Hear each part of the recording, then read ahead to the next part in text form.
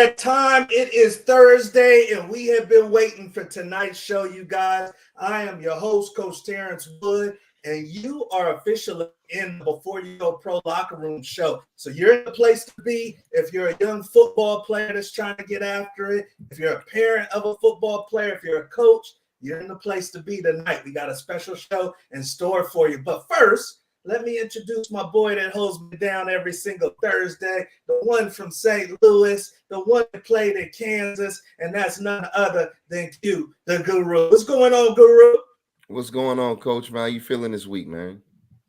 Hey, man, it's football time. They're going back to training camp in the pros. The college guys is getting ready. Yeah. The high school kids got aspirations. So it's almost game time, man.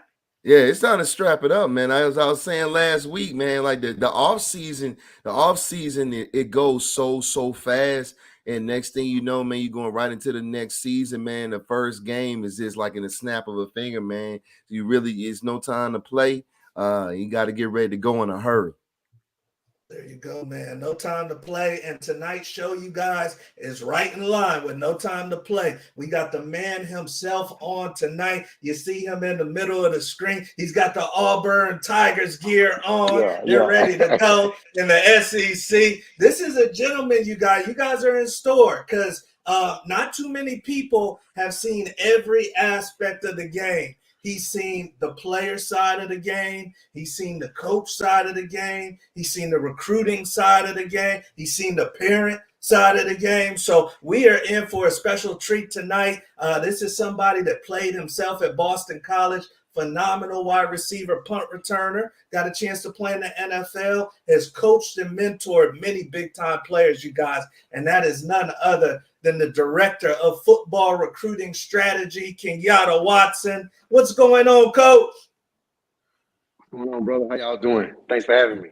Good, definitely. Oh, man. We're pumped up to have you on. I know your time is valuable, so thanks for coming on with us. No problem. No problem at all. Thanks for having me.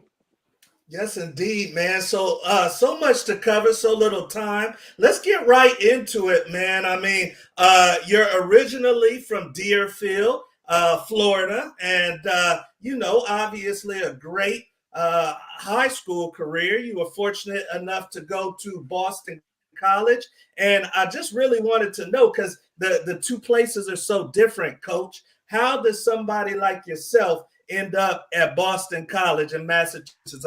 I know there's a story there. No, not really. Just being a South Florida kid, you grew up in the South your entire life. And I've always had a city flavor to me. And, I went to visit a few other places. But when I went up to Boston, man, I just fell in love with, I'm a huge sports fan. I grew up as a Boston Celtics fan. I like the Bruins. I like the Red Sox. So it was only natural. It was a natural fit for me. I went up there one visit and fell in love with it and stayed up there for a huge part of my adult life.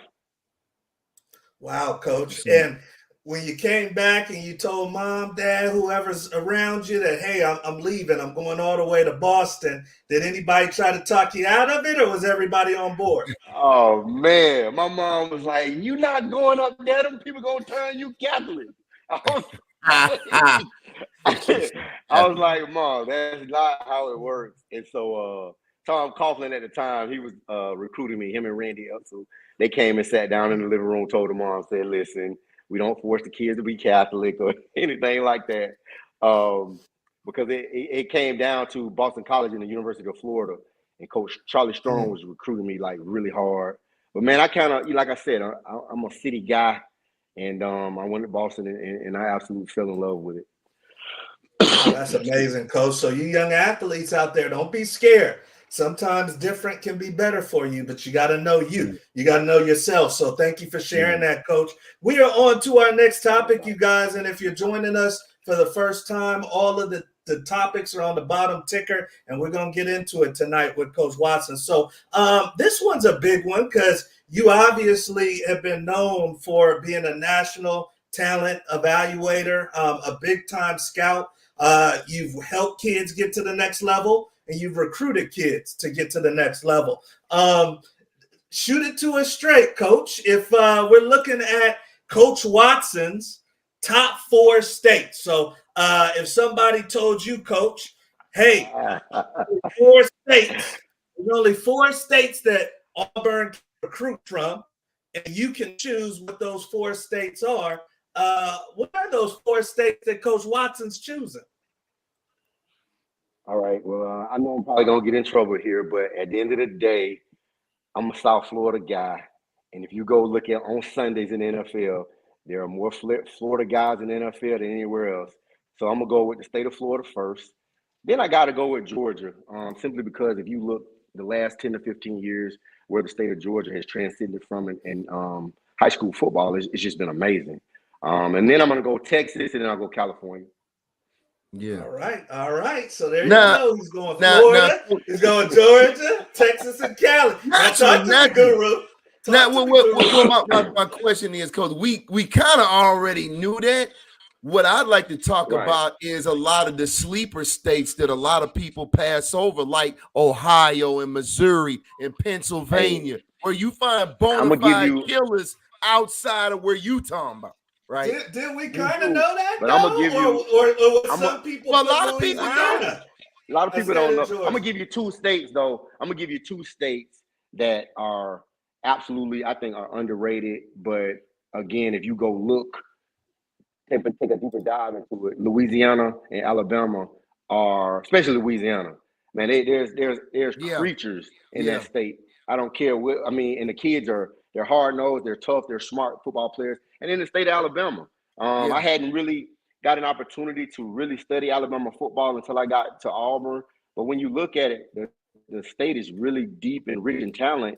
And if you look at Alabama and Auburn, the rosters are chock full of Alabama stars. So those 2 states I've really gotten a chance to really kind of like take a deep dive into. And there are some states that aren't really talked about as much as the other big 4 states, but those 2 states definitely produce some big time dogs. Okay, talk to me, Guru, because you made it seem like you got the same list as him. I mean, we know Cali, Texas, and Florida, but is Georgia or is it Louisiana? No, absolutely.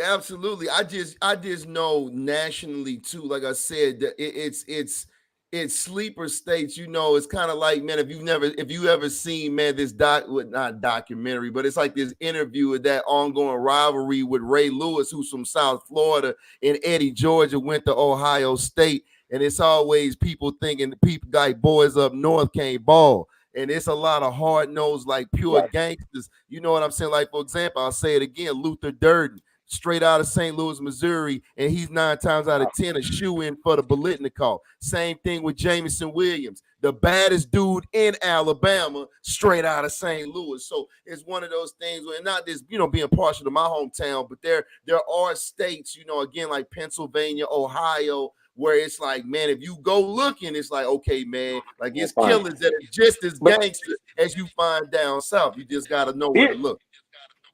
Here's the thing, though. To me, there's a really good there's talent all over the country.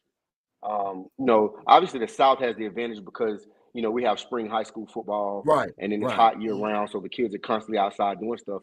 But when you really break it down, it kind of breaks down. Like there's certain states you go to. Like if I'm building a, let's say I'm the general manager of whatever team, I have waved my magic wand and I can pick players from certain states. It's always the formula has always been California quarterbacks, South Florida wide receivers, D linemen from the Carolinas, Georgia running backs, Georgia linebackers, South Florida DBs. So if you go look at it, it really kind of figures itself out. You know what I'm saying? You can find good old linemen, tight ends around the country, but those certain states really produce.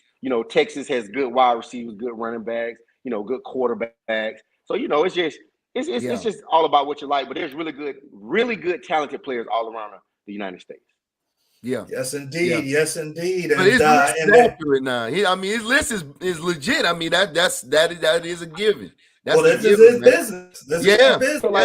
So when I'm scouting kids and I'm recruiting kids, right? And I have an NFL kind of mindset of height, weight, speed, because I'm recruiting guys not just to play college football. I'm recruiting kids to get to the NFL because that's their dream. And I think if you're not looking at it that way, you're doing the kids a big disservice. And so, Right. you know, the NFL don't care where you play at. So why should we? We got to go find the Facts. best player to fit our scheme, fit our culture. So, you know, that's kind of my mindset on how I evaluate talent. That's what's up. We have a recruiting company, coach, and it is different down south. It's different down south. I can cut on film and almost guess where this kid is playing. Is it the same for you? Looking at the cheerleaders and the crowd, and you can almost guess where these kids are coming from. It is, but I'm gonna tell you what's kind of bridged the gap is 7-on-7. And I know a lot of people have their different views on 7-on-7.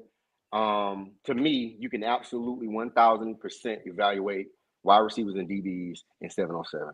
Quarterbacks not so much because it's kind of unrealistic. There's no rush. There's no and different pressure. things like that. But yeah, no pressure, right? But as far as a wide receiver, competitiveness, ball skills, you know, running routes, defensive backs, playing man-to-man, you know, ball skills, you know, competitiveness, you can definitely evaluate those two positions. And you're seeing a lot of like Chicago Boom, really, really, really solid 7-on-7 team. Then you're seeing a lot of these teams from up north that are coming down and playing in a lot of these tournaments. So it's making up for the lack of spring ball. So it's definitely bridging. Right. Yeah. Wow, that's a good point right there, Coach. Appreciate you sharing that. We are on, you guys, to our next topic, and this one's a good one for you, Coach, because obviously the transfer portal is something that wasn't along during your era, wasn't along when I played, and you know, it's changed the game. It's changed the game, and now I wanna ask you. And we'll start off with you, Guru, for this one. We've got newer coaches. Coach Freeze is newer at Auburn. We've got Kalen DeBoer over at Alabama. We got the new coach at Michigan, but and then obviously my alma mater with Coach Prime. But let me ask you, Guru, because of the portal, is the timeline condensed? Should the timeline be shorter for a college coach to start winning? No, it's too competitive, and I mean, it's too much money flying around, man. You're getting paid an astronomical. I mean, if you can just even compare, man, what coaches are getting paid now, you know, in a Power 5 school versus even 5 years ago. I mean, that's a little over one full freshman to senior class. I mean, it's night and day, man. You know what I'm saying? I think what Georgia's head coach is doing 13 million a year. So it's or somewhere around in there. It's close to. So it's like, man, with that kind of money these guys are getting paid, everything has to be now. That's why recruiting evaluation, man, is so important, man, because everything is now. Everything, man. These kids are it's win now, period. There's no tomorrow anymore. There's no, we're 3, 4, 5 years and we're building it out. It's like, man, you coming in and then you got to put the accelerator all the way to the floor ASAP. Okay, talk to me, Coach Watson. I mean, in our day, it was probably about at least 3 to 4 years before they worry about your job. Do you think the portal makes things faster for coaches to be on the hook? So my take is this: I'm gonna build through the high school. You still got to build through high school. High school still has to be your farm system. It still has to be where you go, because 90% of the kids that go in the portal, it's for one reason or another. The portal is good for quick fixes. A few pieces here, a few pieces there, but the majority of your program still has to come from high school. Now, with that being said, the portal makes you cannot miss. You cannot miss in recruiting. Your evaluations have to be spot on. And more so, the biggest thing is this. There's the day of just taking the best player is gone. Because the offense is so sophisticated now, the defense is so sophisticated now. So you have to make sure that you're recruiting and evaluating players to fit your scheme and your system. You see what I'm saying? And so, you got to go find that defensive lineman, that one defensive lineman to, add some depth or to come in and be a starter. Great. The majority of the time, you're not getting guys out of the portal that have 2 and 3 years. That there were 2 to 3 year starters. You're not going to build a team like that. So you still got to build through high school. But yes, the portal does kind of speed up the process because we're in a microwave society. Everybody wants to win now, win now, win now. But different people have different philosophies on how they do it. I know Coach Freeze specifically wants to build through high school. You look, we signed an unbelievable wide receiver class with Cam Coleman, Perry Thompson, and those guys. And see, the thing about it, So you want to look at them; they're coming in ready now. So there's no difference than a transfer portal guy coming in, and then a high school guy coming in. So What makes them almost ready like, now, Coach? What makes man, them come ready on, now? they're just physical. God took a little bit more time when He made them. I mean, I'm talking about height, weight, speed, ball skill, size, and they're great kids. And the thing that I respect and like most about Cam, Perry, Bryce, Malcolm, those are the 4 wide receivers that we brought in. They all work hard. They study. They want to be great. And you look at them, they physically ready today. Okay. All right. So there you go, you guys. This is right here, perfect example of how we're in this new portal era where everybody is building their program differently. But Coach Watson says Auburn is got to still build with the high school kids. So I love that, Coach. Yeah. We are on to our next topic. And obviously, that's why I'm so glad that we have you on, because you're recruiting the cream of the crop kids. You're recruiting the kids that the Alabamas and the Michigans and the Texas are coach. And I wanted to ask you, because this is all new to you, this NIL era too. And, what are the numbers looking like when you guys have a kid out there on a trip? How many of these kids are actually bringing up NIL? Is it 1 out of 10? Is it 10 out of 10? How many of these kids are clocked into this NIL thing? Yeah. It's a lot out of a lot. That's all I'm gonna say. Yeah, that's a given. That's a given. And you can't again, you can't blame. And I tell people this all the time. I don't blame the kids and I don't blame the families. This is just the time that we're in. These kids have an opportunity to monopolize off their name, image, and likeness, and they're getting it. And I can't be mad. I'm mad that I was born at the wrong time. Me and my son was just talking about this the other day. He was like, "Man, you had me a few years too early, Dad. I was the number 7 rated corner coming out ESPN 300. You imagine what I would have got?" And I was like, "Yeah, I know." But wow. At the end of the day, it still goes back to you gotta love ball. You gotta wanna, this is your job. You gotta want to do it. It's just, and again, this is just the time that we're in. You can't get mad. You just have to adjust to it. Because now you're talking to agents. Kids have agents now coming out of high school, and I think a lot is still, to me. And I tell people this all the time: you still got to build a relationship with the parents.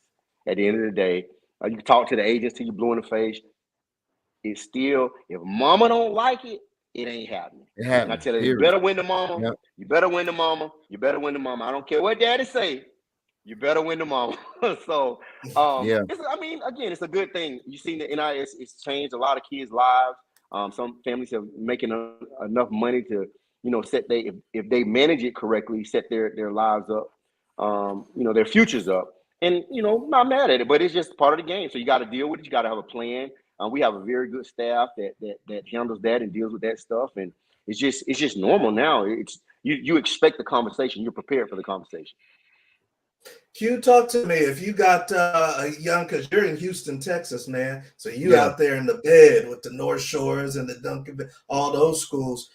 Your kid is one of the top running backs in the country. Are you going about this by yourself, this NIL thing, or are you getting some representation?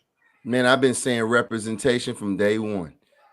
Definitely, man, representation, because it's business all the way around. It's business in regards to the university. What type of kid are we getting? Are we getting, a great athlete that's a great student, that's solid within the community, not going to be a headache, not going to be getting cuffed up out here with your name running across the bottom of the screen on ESPN? That's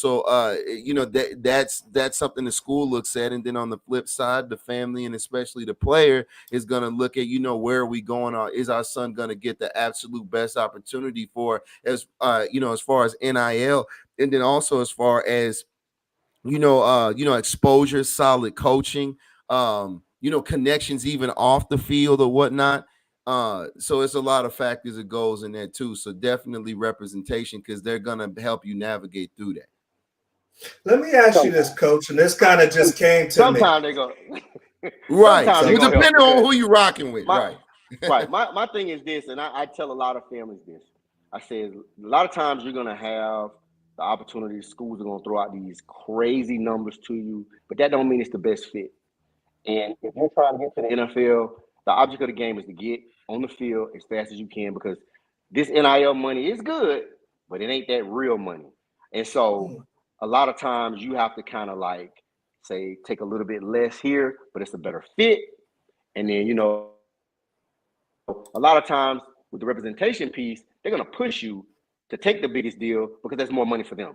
So it's kind of a double-edged sword. You're right, Q. Yeah. The representation is good because there's a lot of red tape that goes on with this. But at the same time, you still have to do what's best for you as a family, as a player, and the best scheme and the best fit for the kid. Yeah. Good point. Coach, I thought of this as you were talking, and your son was a big-time recruit, just like you said. Going back to his recruiting situation, how big of a factor do you think NIL would have been with his decision?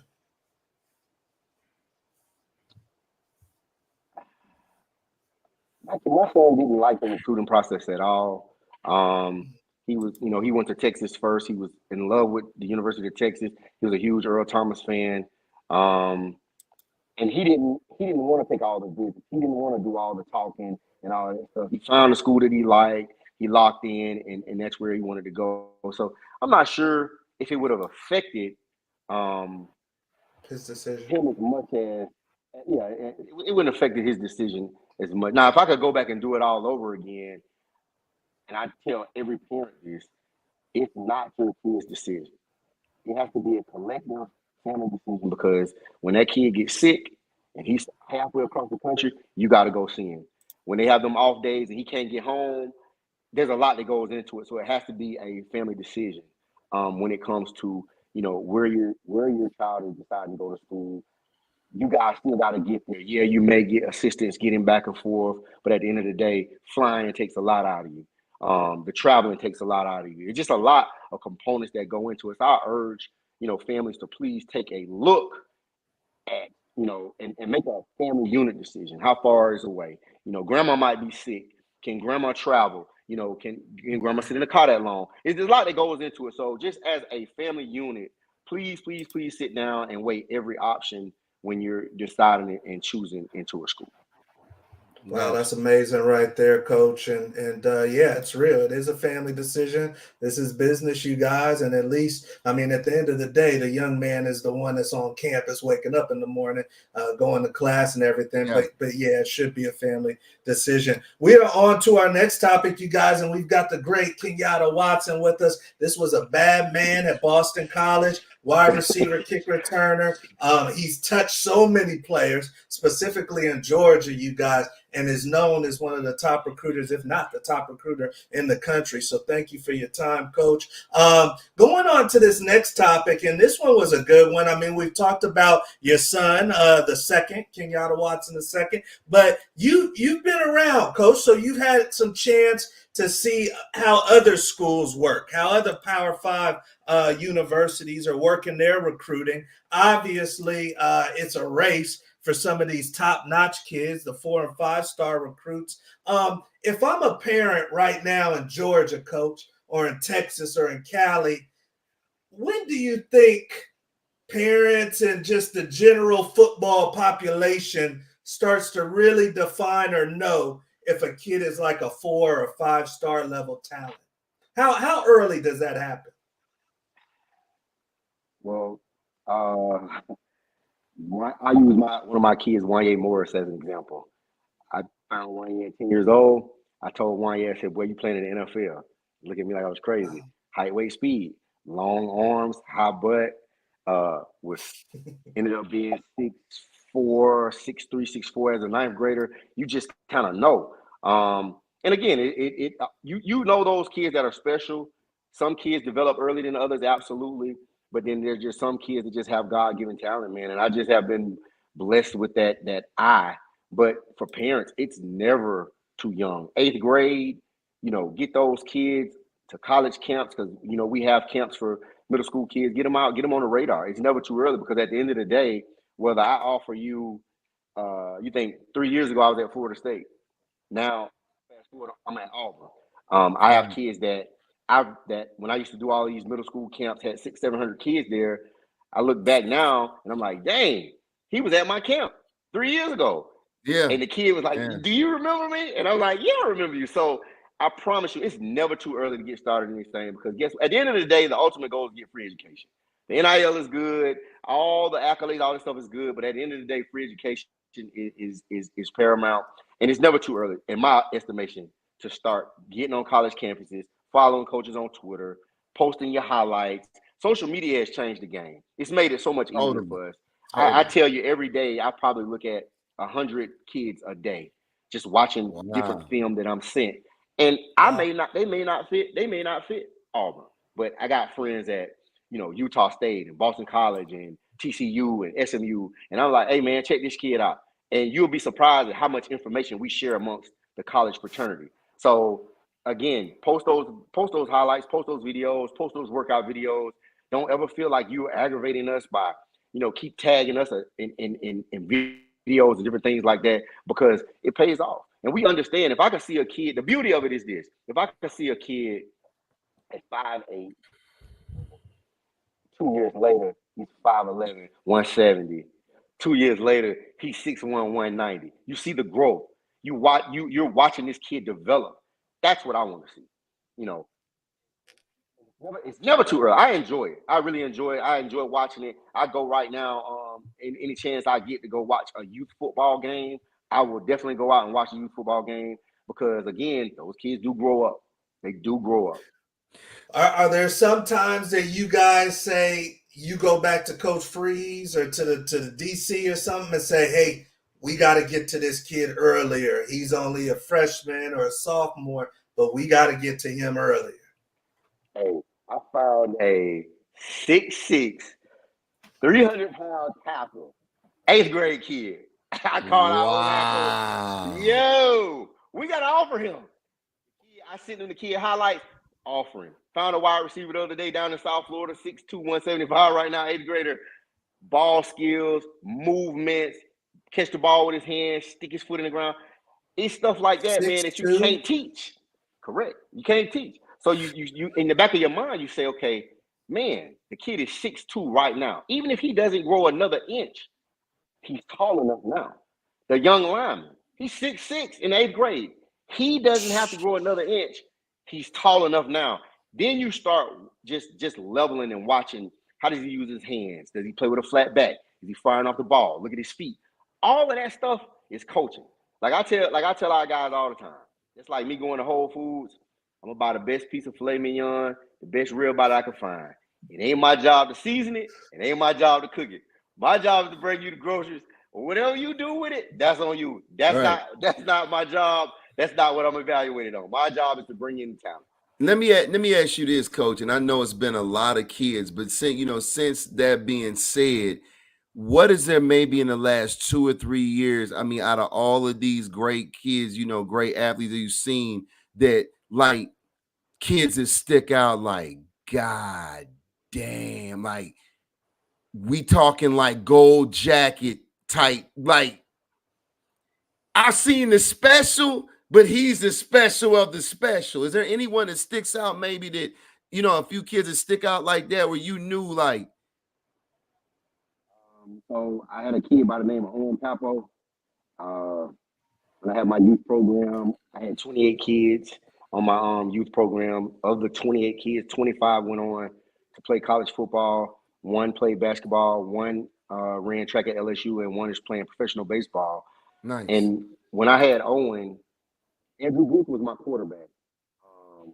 I knew he was special. I gave him the nickname Showtime Booth. He was 5'5". Coach, am I gonna grow? Coach, man, you gonna grow? Leave me alone. Next thing you know, this joker literally in 1 year went from 5'5" to 6 foot tall, and you knew he was special. Yeah, Owen Papo, 6th grader. My son's telling me about him. I go watch him in his middle school basketball tournament. He's front rimming it. I'm talking about explosive, powerful, big, fast, and then they had work ethic. So when you see those type of kids, all they got to do is just choose the right school, and they're going to get a shot in the league. It's really not that hard. But again, I look for height, weight, speed, and in younger kids, you look for movement. and young offensive linemen, you look in defensive line, you look for kids that can use their hands, that understand to play with leverage. Because most big kids just stand straight up. When you get that kid that can play with a flat back and fire off the ball, or that defensive lineman that can keep his back low and using his hands and is playing with twitch, you know they're going to be special. So those type of kids are really not hard to spot, believe it or not. Next question. And I know the era, it's kind of, it's changed maybe from era to era, but you keep saying this term height, weight, speed. Well, what about the Tavon Austin's type kids? What about the Darren Sproles type kids that might not be 6'2", but absolutely rocket Ishmael electrifying? How do they get evaluated? Tyrann Mathieu, well, they just do what those guys did. Tavon Austin had an unbelievable skill set. He was an unbelievable receiver, but he's a really good return guy, but he was explosive. He was a ball in hand guy. You get him a screen, he's going to make you miss, he's going to take it to the house. But there are exceptions to the rule. You don't find those guys. You can't go to every high school in America and find one of those guys. That's why they're special. Yeah. Just like Honey Badger. LSU was his biggest offer. He went to camp. My guy, Coach Yak, who's the running back coach at Florida State, he told me the whole story behind Honey Badger. With talent. I mean, it's just, again, you got a guy who turns it out. No, he was small and it wasn't the fastest, but you just have those guys that are just ball magnets. And every time he got on the field, he was making plays. And you can ignore that stuff for so long, but after a fact, man, again, if it happens more than once, it's a habit.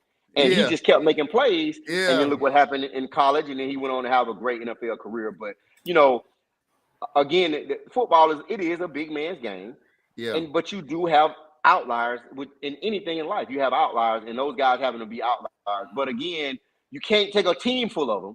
You can have one or two, but you can't have a team full. Right, of course. Got you. Especially in the SEC. Right. And that's the biggest thing. So being at Florida State, being a part of that whole turnaround and building that roster, and then, going to Georgia Tech, so both being ACC schools. But the minute I got to the SEC, people talk about, the SEC is different. You hear that, you're like, yeah. It's not until you get there and you see the size and the physicality and the speed and the work ethic and just everything. It's different. Everything that these guys do in that league is 1,000% different. So, and I'm like, okay, it changes how you look at players, because now you are in the SEC. It's the king of college football. And no, go ahead, Coach. I'm sorry. Go ahead. I got another question. Go ahead. You gotta say your question for the Q&A. Q. Oh no, I got more. I got a lot of more. The way you evaluate, the way you look at and evaluate players, in that league is different. Yeah. Well, let me add one more question, Coach, real quick, before we get on to the next segment. So let me ask you this, because you're more from our era. Mm-hmm. Why do you feel that, be it that said now, but when you were in school, the SEC wasn't all that. You had Tennessee, you had Florida, Georgia was LSU was decent, but back then it was the Notre Dame and Penn State, Ohio State. What changed? Nebraska. Because you got to think about it. When Sean Alexander and those boys was at Alabama, but you come up to the Big 10, Big 12, and they were getting slaughtered. What changed?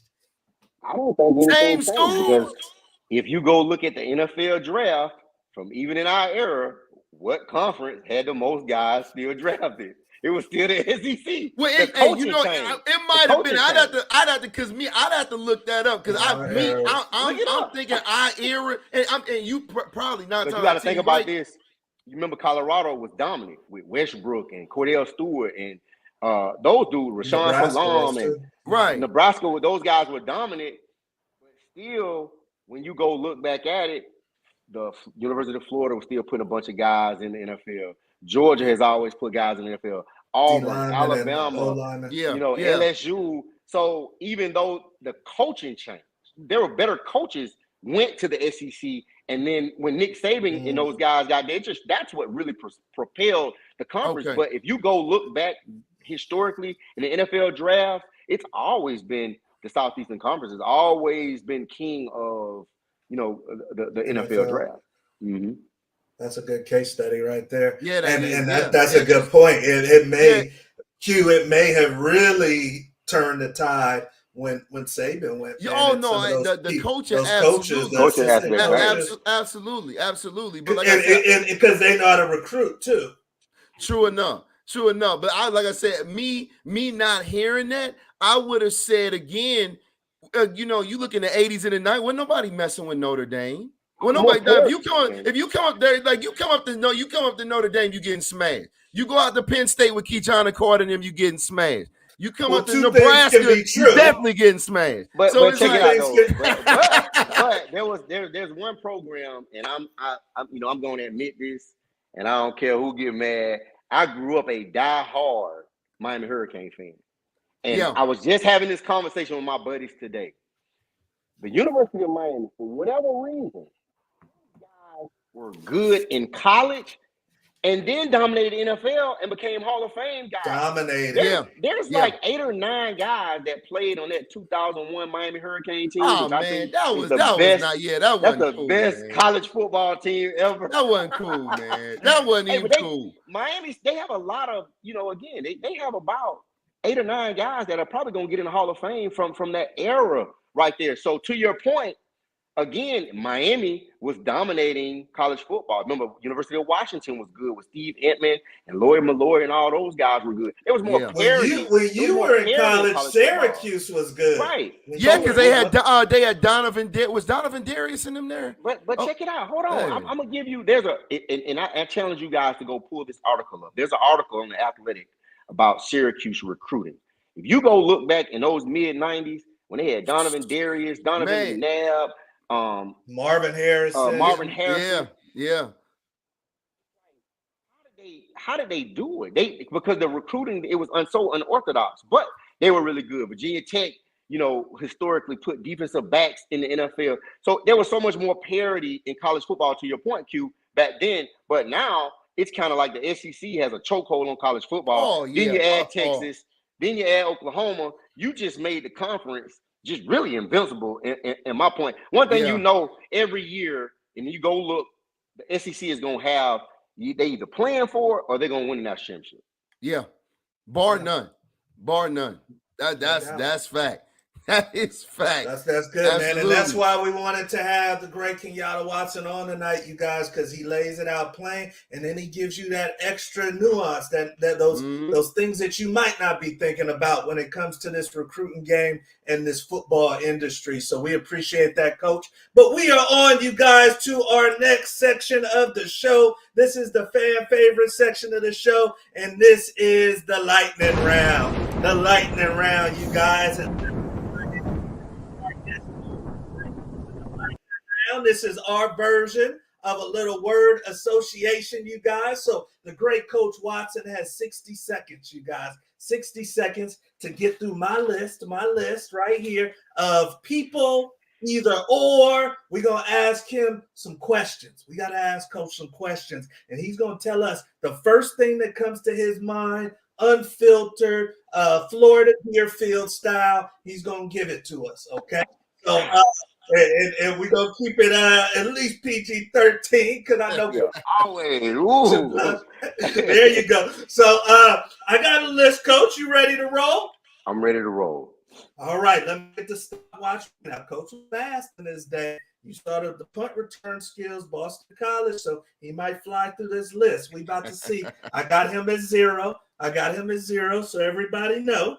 And let's get to the list. All right. So first thing, Coach, that comes to your mind is what we want to know. All right. Number 1. So sometimes I'm going to just throw out a name. Sometimes it's going to be an either or. Number 1 for Coach Watson. Grayson High School. Go. The University of Grayson, best high school football in the country. Dan Henning. Love that guy. Peyton Manning or Dan Marino? Dan Marino. Yeah. Best player you've ever seen in person? Ray Lewis. Hugh Freeze. Unbelievable man of faith. Favorite restaurant in Georgia? Papa those. Jamar Chase or Justin Jefferson? Jefferson. Bo Jackson. Free. NIL. Here to stay. Favorite flavored chicken wings? Dry lemon pepper, please. Time. Good answers. Good answers. And last one we'll do for the road. Zay Flowers. That's my guy. Yeah. He's electrifying, man. He's a There fun you player. go. All right. You He's got fun to watch, man. Now, Coach was flying. So let's add him up. Now, Coach, I didn't tell you. I should have told you. But you did have a number to hit. I should have told you. It was 17. So 17 was the number. We actually, if you hit 16, you're still good because we get one for the tech delay. So let's add them up and let's revisit. Coach said, and let's get to our list. So number one, Grayson High School. He's had roots there. His son went there. Big time program in Georgia. He says the best. University of Grayson High. Dan Henning, that's his old coach from Boston College. He says, I love that guy for number 2. Number 3, he's going with the Dan Marino over the Peyton Manning. Number 4, he says the best player he's ever seen in person was Ray Lewis. Number 5, his head coach, Hugh Freeze, a guy. Number 6, he's going with the Papados out there in Georgia. Number 7, you guys, he's going JJ over Jamar Chase. Number 8, the great Auburn alum, Bo Jackson. Number 9, NIL, and he has some words on that. He's dealing with that. Number 10, his favorite flavored wings are the lemon pepper. So with the tech delay, he gets 11, and we appreciate you, Coach. We appreciate you for allowing us to have some fun with you right there. Yeah. All right, you guys. So, hey, that's the lightning round, and now we are on to our last section of the show. If you happen to be joining us live, don't be shy. You got a question for Coach? I know there's some athletes in here too. Then put it in the comments section. But I know the great Guru has a question for Coach. Yeah, definitely, Coach. So what I wanted to ask you was kind of just piggybacking off of what we were saying earlier, man, with the SEC and as strong as it is, then you have the Big 12 taking on, a couple of solid schools as well. Me and Coach T talk about this all the time. With the old Big East, I believe you were in the ACC when with the Pac-12. With these conferences folding, man, what do you foresee in the future? Where are we going with this, man? Are we going to eventually see a breakdown of this two super conferences, man, and it just kind of be that way? Where do you think this is going? I personally think it's going to go to, I think the Big Ten and the SEC are going to combine to create the big conference. And I think you're going to see them break away from the NCAA. And they're going to create their own entity, and they're going to play for their own championship. Wow. It's almost like an NFL, AFL. Think about it right now, the SEC and the Big Ten have 80% of the TV market share. All you got to do is follow the money. That's Good true. point. So technically, they don't need the other conferences. Well, we'll be talking about that on the next show. And they'll cherry pick. And they may cherry pick a couple, believe, no doubt. Yeah. Wow. But yeah, wow. And on timeline on that, Coach, you think we see that in the next 5 years, 10 years? Oh, wow. Maybe 3 years. It's coming. It's coming. Because what's going to come next is, you're going to see revenue sharing is going to, once you see revenue sharing come into play, then you know what time it is. Then you're going to start seeing, like, it's going to be the pro model. The only difference, in the NFL, quarterback, edge, corner are the top 4 highest paid. In college, your best player could be your center. And so that's going to be the whole, how do you're going to have to break it down by rooms. 18% is going to go to offensive line, like 5% is going to go to running back. It's going to be a pie that's going to be broken up, and you just got to figure it out based on your roster management, and you're going to have to figure it out. Let me ask you this, Coach, before we let you go. If I'm a young man that wants to play at a school like Auburn, maybe I'm in the 2025 class, has that ship sailed? Is that a done deal? Not at all, because again, I tell people this all the time. Kids develop differently. You're gonna see some kids that come out here during the season and they're gonna ball out and they're gonna come out from nowhere and they're gonna fit what we want. Okay. Now the key is to find them, kind of hide them, and then sign them. Because the minute you sound the alarm by throwing that offer out, then everybody else, oh wait, whoa, can y'all just offer the kid? Well, we need to take a look at this kid, and then you just Right. gonna Yeah, create here we go. create a circuit, right? So that's the trick now. So find a guy, silently recruit them, build that relationship, and then kind of get it done at the end. Gotcha. Last question for you, Coach, and appreciate your time. This has been wonderful. I'm a parent, and maybe my son's a quarterback, so he's got some developing to do, but he's got raw athletic ability. Maybe 6'4", 6'6", can run, do the whole thing, but he's late to the position. And I've got a kid in this situation. That's why I'm asking. Is it better to maybe go D2 and develop, or is it better to go JC prep school and develop, in your opinion? Or is it just different for every kid? Every kid is different. My weakest position of evaluation is quarterback. And that's because there's so much that goes into it. You have, guys that want guys to fit the RPO system, get the ball out quick.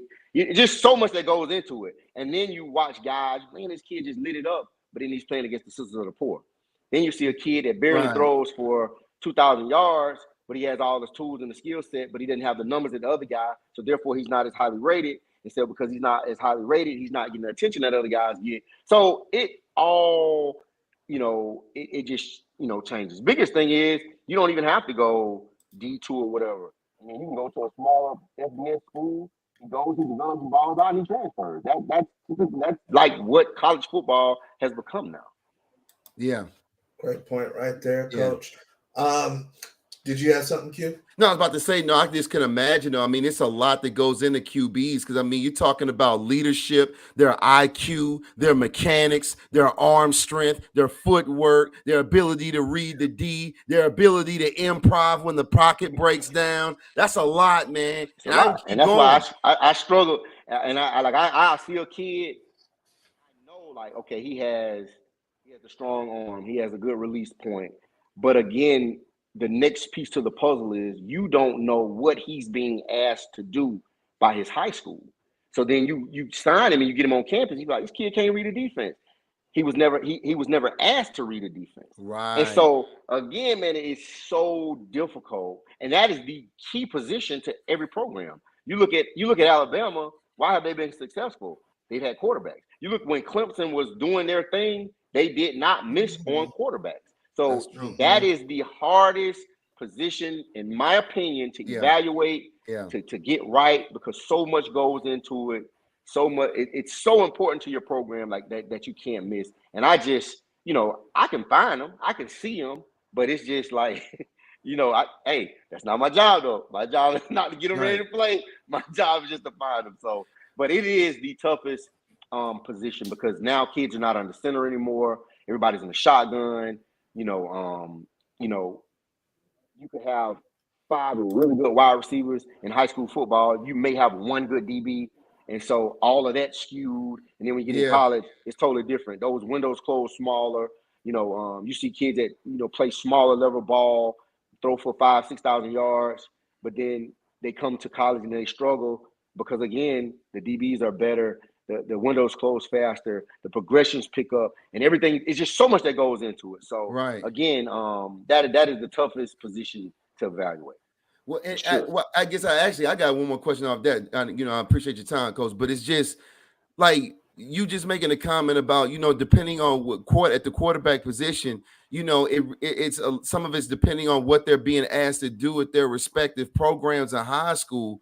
I mean, I guess I like to say any quarterbacks that might be listening, how much do you see because they're being asked to do something certain? They might have the ability to be a quarterback, but then on the collegiate level, all of a sudden they find themselves in a Randall L type situation. So Right. But now I got to at, pivot right in order to go Power 5. So when I'm looking at kids, I always say, if he can't play this, what can he play? So if you find a quarterback, 6'5", 220-pound kid, naturally you think, what? Oh, he could play tight end because he's going to have ball skills because he's used to having the ball in his hand. He's going to be smart because he's playing that position. So you try to look for kids who, and then to your point, if you get a 5'10" quarterback, hey, this kid could be a receiver or he could be a defensive back. You just try to find something in their game that could translate to something else. Right. Last question, Coach. You done, Q? Yeah. No, okay. Yeah. Last question, Coach. I'm gonna let you go because I know it's just so many things popping in my head, and you're giving some great answers. Yeah. We'll get you on. We'll get you on. This is the last one, Coach.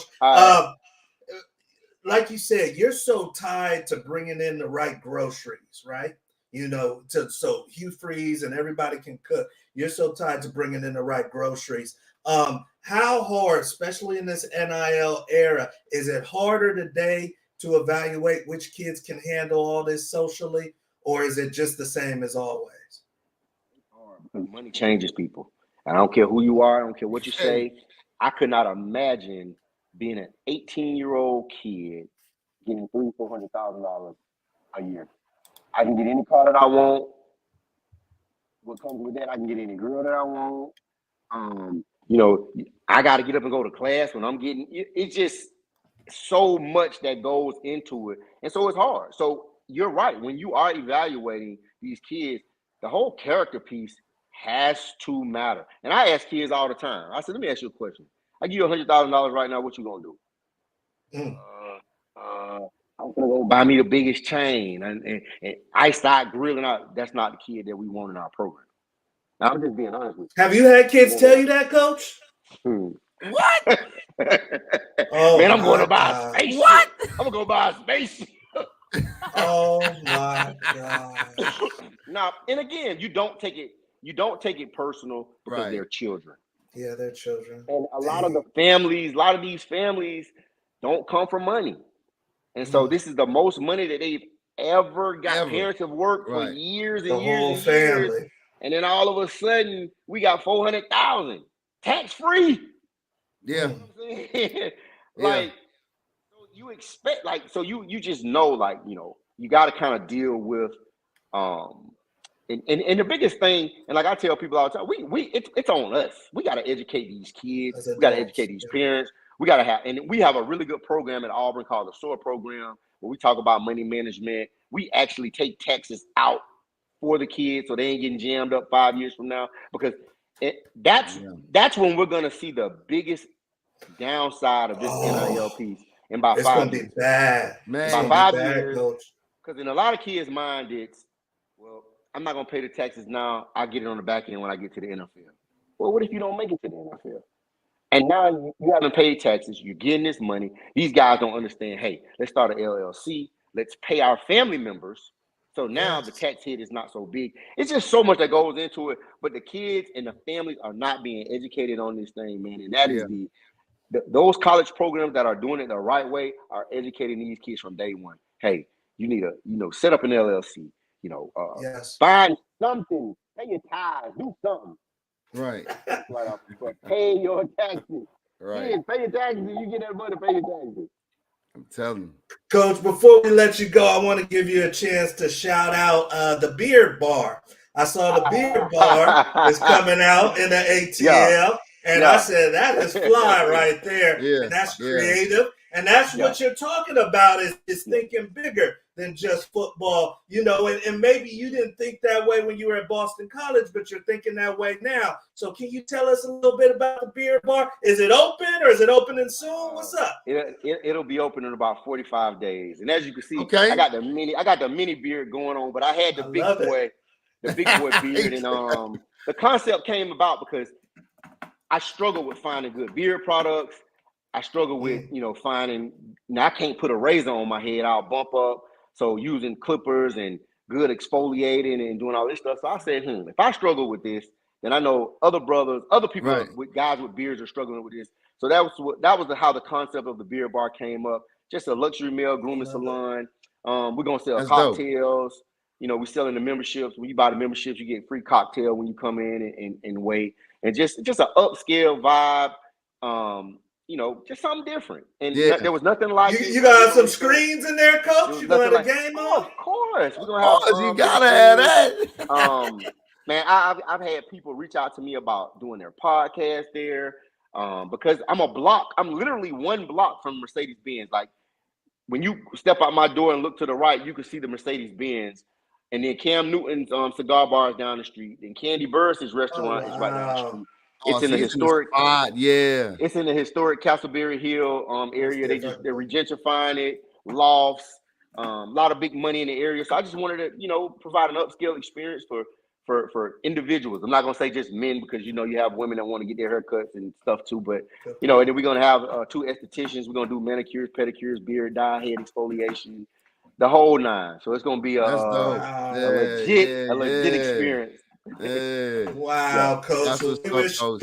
the best of luck with that. It sounds amazing. And you guys check out the Beard Bar. If you're in ATL, get right with Coach and make sure you're looking good. Coach, where can people reach out to you? Instagram, Twitter, where's the best spot? Yeah. You can follow me on Twitter. It's at ATHEREALKWAT at the real KY. Same thing on Instagram. And then you can follow also at the Beard Bar ATL, at the Beard Bar ATL. But I'm all over social media, Facebook, Instagram, Twitter. Content is king, so I try to provide a lot of it. So and I got something else. I got something else special coming down the pipeline too now. I got something else coming down the pipeline. So be real. You got to break it. You got to break it on the locker room. You got to break it in the locker room. I'll break it on the locker room, though. All right.